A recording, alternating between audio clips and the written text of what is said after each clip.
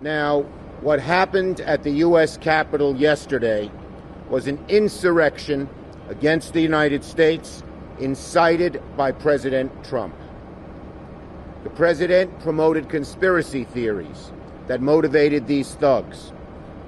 He exhorted them to come to our nation's capital. He told them to march down Pennsylvania Avenue. And he said, "You will never take back our country with weakness." President Trump's lies fed the crowd.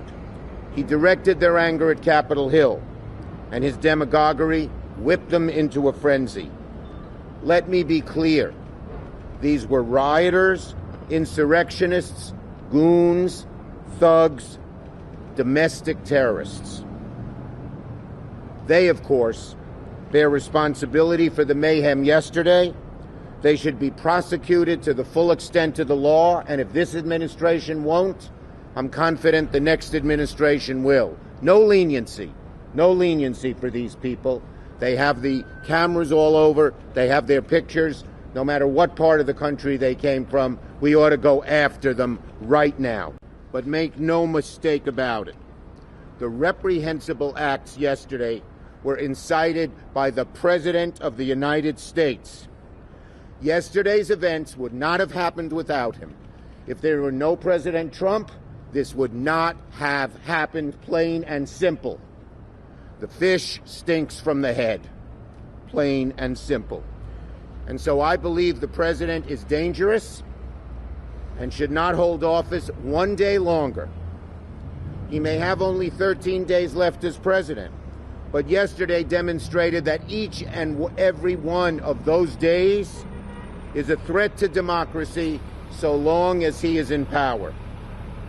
The quickest and most effective way to remove this president from office would be for the vice president to immediately invoke the 25th Amendment.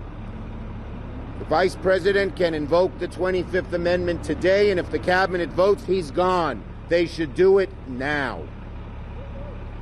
If the vice president and the cabinet refuse to stand up, Congress should reconvene to impeach the president.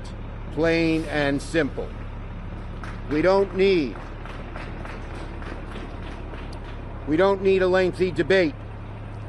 The president's abuse of power, his incitement of a mob against the duly elected representative body of the United States is a manifestly impeachable offense. If there ever was an impeachable offense, what the president did was it.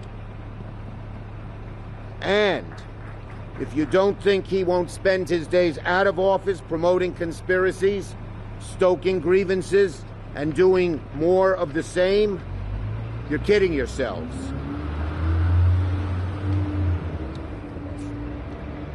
If you think he won't promote the idea of him running again 4 years from now to motivate his supporters, you're kidding yourselves.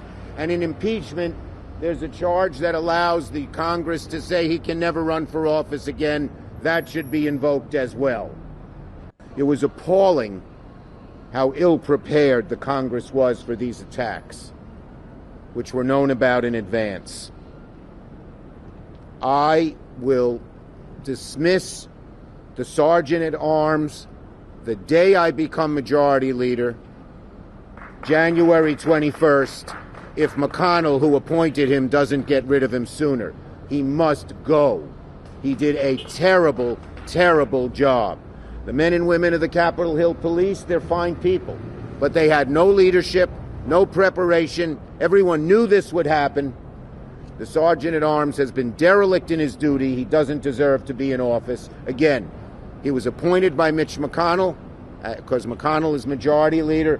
If McConnell doesn't get rid of him, I will the first day that I become Majority Leader, January 21st.